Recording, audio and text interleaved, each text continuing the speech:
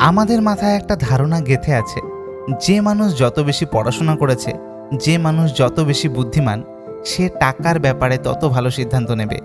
কিন্তু বাস্তবটা সম্পূর্ণ আলাদা।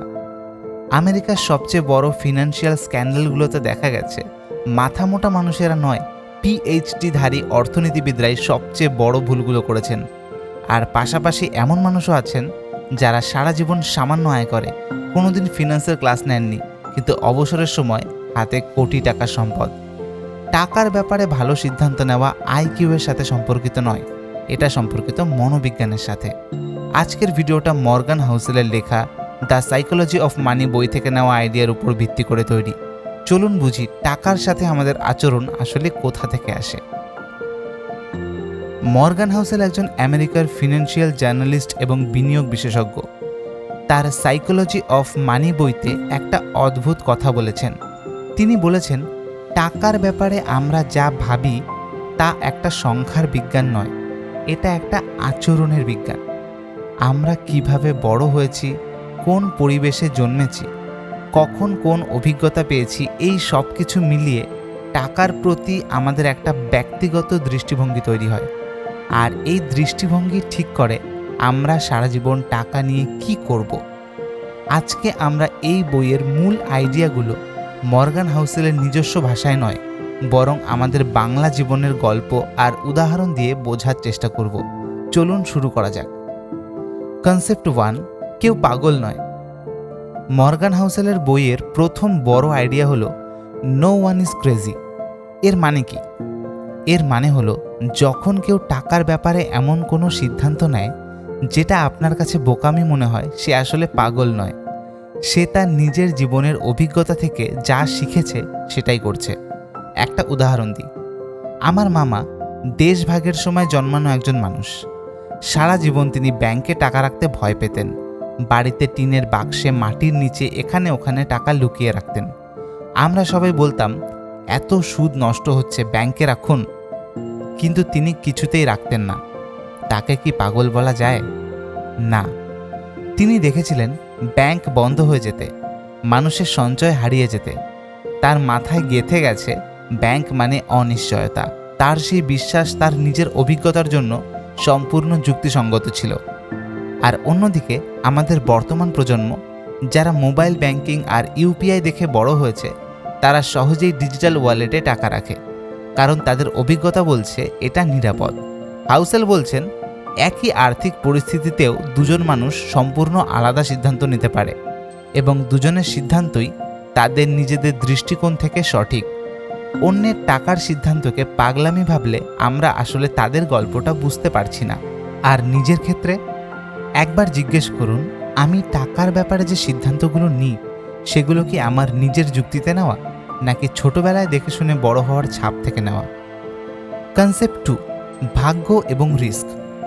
হাউসেলের বইয়ের সবচেয়ে অস্বস্তিকর কিন্তু সবচেয়ে সৎ আইডিয়াটা হলো, জীবনের সাফল্য বা ব্যর্থতা দুটোতেই ভাগ্য এবং রিস্কের বিশাল ভূমিকা রাখে, যেটা আমরা প্রায়ই স্বীকার করি না। আমরা সফল মানুষ দেখলে বলি, এত পরিশ্রম করেছে বলেই হয়েছে, আর ব্যর্থ মানুষ দেখলে বলি, নিজেই কম চেষ্টা করেছে। কিন্তু হাউসেল বলছেন, দুটো ক্ষেত্রেই আমরা ভাগ্য আর রিস্কের ভূমিকাটা সম্পূর্ণ উপেক্ষা করে ফেলি। একটা গল্প বলি। কলকাতার দুই বন্ধু, সুজয় আর অর্ণব। একই স্কুল, একই কলেজ, একই রেজাল্ট। দুজনেই 2015 সালে চাকরি ছেড়ে ব্যবসা শুরু করার সিদ্ধান্ত নেয়। সুজয় একটা অনলাইন ফুড ডেলিভারি সার্ভিস শুরু করে, আর অর্ণব একটা ট্রাভেল এজেন্সি শুরু করে। 2020 সালে কি হলো? করোনা এলো। সুজয়ের ব্যবসা আকাশ ছুঁলো, কারণ সবাই বাড়িতে বসে খাবার অর্ডার করছে। আর অর্ণবের ব্যবসা এক রাতে ধ্বংস হয়ে গেল, কারণ কেউ ট্রাভেল করছে না। এখন প্রশ্ন হলো, সুজয় কি অর্ণবের চেয়ে বেশি বুদ্ধিমান ছিল, বেশি পরিশ্রমী ছিল? না, দুজনেই ভালো চিন্তা করে ব্যবসা শুরু করেছিল, কিন্তু সুজয় ঠিক সময়ে ঠিক সেক্টরে ছিল। এটা আংশিকভাবে ভাগ্য। হাউসেল বলছেন, এটা স্বীকার করাটা দুর্বলতা নয়, এটা সততা। কারণ যখন আমরা মনে করি সব আমার নিজের যোগ্যতায় হয়েছে, তখন আমরা অতিরিক্ত রিস্ক নিতে শুরু করি, আর এইটাই পতনের শুরু। তার মানে এই নয় যে পরিশ্রম করতে হবে না, মানে হলো বিনয়ী থাকতে হবে। সাফল্যের কৃতিত্ব একা নেওয়া যাবে না, আর ব্যর্থতার জন্য নিজেকে বা অন্যকে সম্পূর্ণ দোষারোপ করা উচিত নয়। কনসেপ্ট 3, কখনো যথেষ্ট নয়। হাউসেলের বইতে একটা ছোট্ট শব্দ আছে, এনাফ, যথেষ্ট। তিনি একটা প্রশ্ন করেছেন, আপনি কি কখনো ঠিক করেছেন এই পরিমাণ টাকা হলে আমি সুখী হব? হয়তো করেছেন, কিন্তু সেই পরিমাণ পৌঁছানোর পরে কি হয়েছে? সেই সংখ্যাটা কি একটু সামনে সরে গেছে? এটাই যথেষ্টর ফাঁদ। আসানসোলের একজন ব্যবসায়ী, নাম দিলাম কমলেশবাবু, 2005 সালে তার লক্ষ্য ছিল মাসে 50,000 আয়। 2010 সালে সেটা হলো, তখন তার লক্ষ্য হলো 2 লাখ। 2015 সালে সেটাও হলো, তখন তার লক্ষ্য হলো 5 লাখ। 2022 সালে তার সাথে কথা হয়েছিল, তিনি মাসে 8 লাখ টাকা আয় করছেন, কিন্তু তিনি বলতেন আরও করতে হবে। পরিবারের সাথে সময় নেই, ঘুম নেই, শরীর ভালো নেই। কমলেশবাবু কি সুখী? তিনি নিজেও জানেন না। হাউসেল বলছেন, সমস্যাটা আরও বেশি চাওয়াই নয়, সমস্যা হলো যখন আরও বেশি চাওয়া এমন কিছু করিয়ে ফেলে যা আমরা কখনো ফিরিয়ে পাবো না। পরিবারের সাথে সময়, স্বাস্থ্য, সম্পর্ক। তাই প্রশ্ন হলো, আপনার কাছে যথেষ্ট মানে কি? এটা ঠিক করে না নিলে দৌড়টা কখনো শেষ হবে না। কনসেপ্ট 4, কম্পাউন্ডিংয়ের জাদু। হাউসেল তার বইতে একটা চমকপ্রদ তথ্য দিয়েছেন। বিশ্বের অন্যতম সফল বিনিয়োগকারী ওয়ারেন বাফেটের মোট সম্পদের 96% এসেছে তার 65 বছর বয়সের পরে। মানে তিনি বিনিয়োগ শুরু করেছিলেন অনেক আগে থেকেই, কিন্তু যে বিশাল সম্পদ দেখা যাচ্ছে তার বেশিরভাগই এসেছে জীবনের শেষ ভাগে। এটাই কম্পাউন্ডিং। কম্পাউন্ডিং মানে একটা ছোট্ট অঙ্ক যদি যথেষ্ট সময় ধরে বাড়তে থাকে তাহলে সেটা একসময় বিশাল হয়ে যায়, কিন্তু এই যথেষ্ট সময় ধৈর্যের ব্যাপার। শিলিগুড়ির একজন প্রাইমারি স্কুল শিক্ষিকা মিতা, তিনি 25 বছর বয়সে প্রতি মাসে মাত্র 1,000 টাকা এসআইপি শুরু করেছিলেন। বেতন কম, তাই বেশি দেওয়ার সুযোগ ছিল না। অনেকেই বলেছিল এই সামান্য টাকায় কি হবে। 30 বছর পর 55 বছর বয়সে মিতার সেই বিনিয়োগ কত হয়েছে জানেন? প্রায় 35 থেকে 40 লক্ষ টাকার কাছাকাছি, যদি গড়ে 12% রিটার্ন ধরা যায়। মাত্র 1,000 টাকা মাসে 30 বছর ধরে। হাউসেল বলছেন, কম্পাউন্ডিংয়ের মূল চ্যালেঞ্জ গণিত নয়, ধৈর্য। বেশিরভাগ মানুষ মাঝপথে হাল ছেড়ে দেয়, বাজার পড়লে ভয় পায়, টাকা তুলে নেয়, আর ঠিক তখনই কম্পাউন্ডিংয়ের শক্তি নষ্ট হয়ে যায়। বড় রিটার্ন নয়, বড় ধৈর্য, এটাই কম্পাউন্ডিংয়ের আসল রহস্য। কনসেপ্ট 5, সম্পদ দেখা যায় না। হাউসেলের একটা লাইন মাথায় গেঁথে গেছে। তিনি বলেছেন, wealth is what you don't see. সম্পদ হলো যা দেখা যায় না। আমরা সাধারণত মনে করি দামি গাড়ি, বড় বাড়ি মানেই ধনী মানুষ, কিন্তু এগুলো আসলে সম্পদের বিপরীত। এগুলো হলো খরচ করা টাকার প্রমাণ। একটা উদাহরণ, বর্ধমানের 2 প্রতিবেশী, প্রশান্তবাবু, ঝকঝকে গাড়ি, বড় ফ্ল্যাট, প্রতি বছর বিদেশ ভ্রমণ, সোশ্যাল মিডিয়ায় রেস্তোরাঁর ছবি, সবাই ভাবে কি সুন্দর জীবন। দেবব্রতবাবু, পুরনো বাইক, ভাঙা বাড়ি, সাধারণ জীবনযাপন, কেউ তাকে তেমন পাত্তা দেয় না, কিন্তু ব্যাংক স্টেটমেন্ট দেখলে উল্টো ছবি। প্রশান্তবাবুর ইএমআই আর ক্রেডিট কার্ডের বিল মিলিয়ে মাসে মাসে টাকা শেষ হয়ে যাচ্ছে। দেবব্রতবাবু গত 15 বছর ধরে চুপচাপ বিনিয়োগ করে এখন কোটি টাকার মালিক। হাউসেল বলছেন, প্রকৃত সম্পদ হলো সেই টাকা যা খরচ না করে রেখে দেওয়া হয়েছে। এটা চোখে দেখা যায় না, সোশ্যাল মিডিয়ায় দেখানো যায় না, কিন্তু এটাই আসল স্বাধীনতা দেয়। আমরা অনেক সময় অন্যের লাইফস্টাইল দেখে নিজেদের জীবন পরিবর্তন করি, কিন্তু যার জীবন দেখছি সে আসলে কতটা সুরক্ষিত সেটা কখনো দেখতে পাই না। কনসেপ্ট 6, সঞ্চয়ের আসল মানে। আমরা সাধারণত সঞ্চয় করি এমন একটা নির্দিষ্ট লক্ষ্যের জন্য, বাড়ি কেনা, বিয়ে, ছেলেমেয়ের পড়াশোনা, কিন্তু হাউসেল বলছেন সঞ্চয়ের আসল শক্তি এটা নয়। সঞ্চয়ের আসল শক্তি হলো অপশন তৈরি করা, মানে এমন একটা অবস্থা তৈরি করা যেখানে আপনি না বলতে পারবেন। না এমন একটা চাকরিকে যেটা আপনাকে সুখী করছে না, না এমন মানুষকে যে আপনাকে সম্মান দিচ্ছে না, না এমন সুযোগকে যেটা টাকার জন্য ভালো কিন্তু জীবনের জন্য খারাপ। কৃষ্ণনগরের নলিনী একটা কর্পোরেট অফিসে কাজ করতেন, মাইনে ভালো, কিন্তু প্রতিদিন বাড়ি ফিরতেন রাত 11টায়। ছোট মেয়ে মায়ের মুখ দেখত না, কিন্তু ইএমআই ছিল, লোন ছিল, চাকরি ছাড়ার উপায় ছিল না।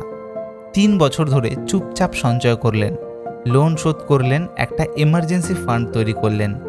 তারপর একদিন রেজিগনেশন লেটার দিলেন। এখন তিনি ফ্রিল্যান্সিং করছেন, আয় একটু কম, কিন্তু মেয়েকে স্কুল থেকে নিয়ে আসতে পারছেন।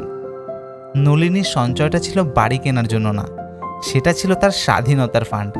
হাউসেল বলছেন, টাকার সবচেয়ে বড় মূল্য সে যা কিনতে পারে তা নয়, টাকার সবচেয়ে বড় মূল্য হলো সে যে নিয়ন্ত্রণ দেয় নিজের সময়ের উপর, নিজের জীবনের উপর।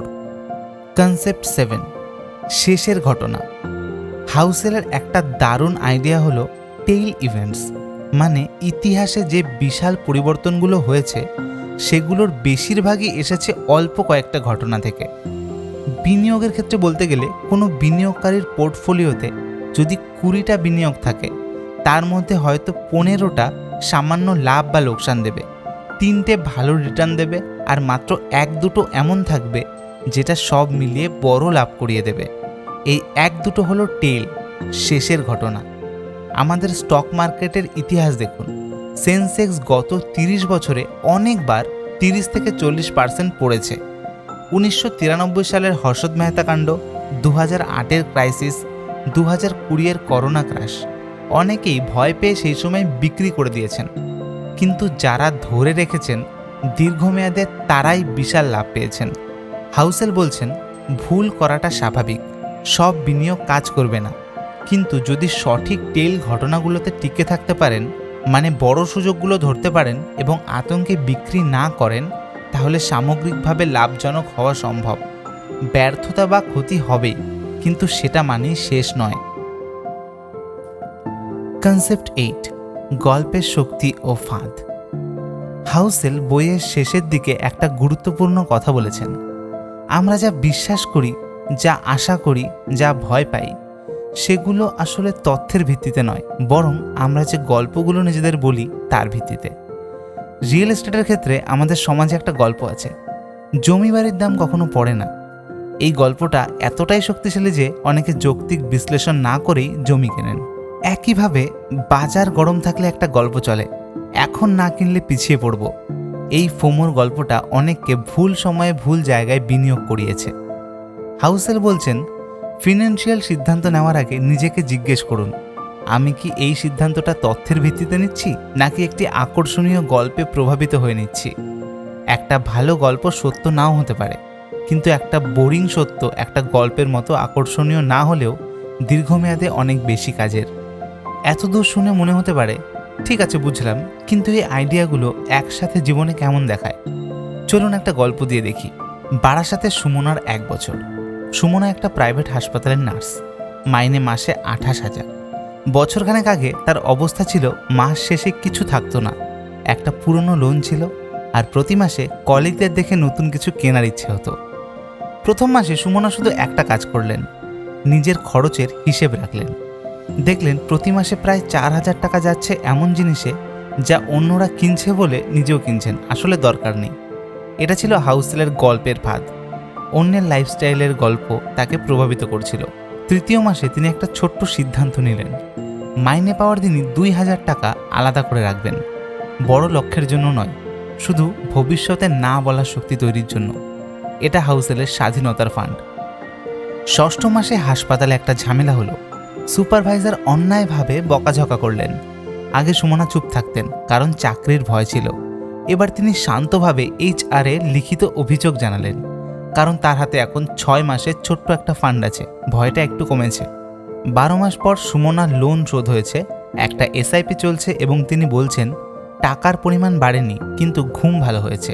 এটাই হাউসেলের মূল কথা, টাকার সবচেয়ে বড় মূল্য সংখ্যায় নয়, মানসিক শান্তিতে। এবার আসি হাউসেলের বই পড়ে আমার চোখে পড়া কয়েকটা সাধারণ ভুলের কথায়। প্রথম ভুল, অন্যের লাইফস্টাইল দেখে নিজের সিদ্ধান্ত নেওয়া। প্রতিবেশী নতুন গাড়ি কিনলে নিজেকেও কিনতে হবে, এই গল্পের ফাঁদে পড়া।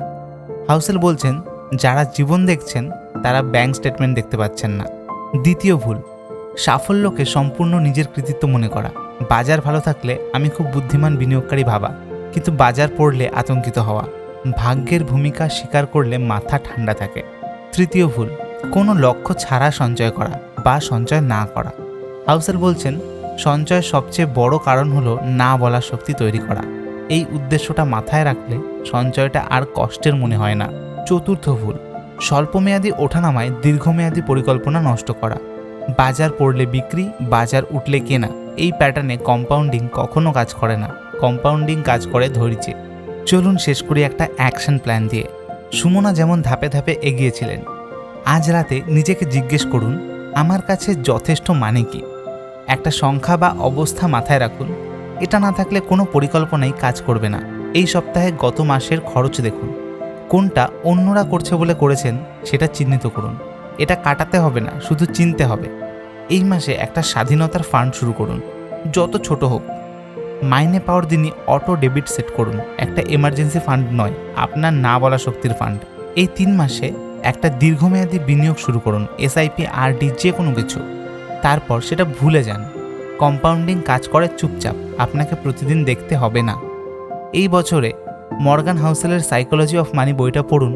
আজকের ভিডিওতে যা বললাম সেটা এই বইয়ের ছোট্ট ঝলক মাত্র। বইয়ের প্রতিটা অধ্যায়ে আরও গভীর আলোচনা আছে। মর্গান হাউসেলের সাইকোলজি অফ মানি বইটার মূল বার্তা একটাই, টাকা কতটা আছে তার চেয়ে বড় প্রশ্ন হলো টাকার সাথে আপনার সম্পর্ক কেমন।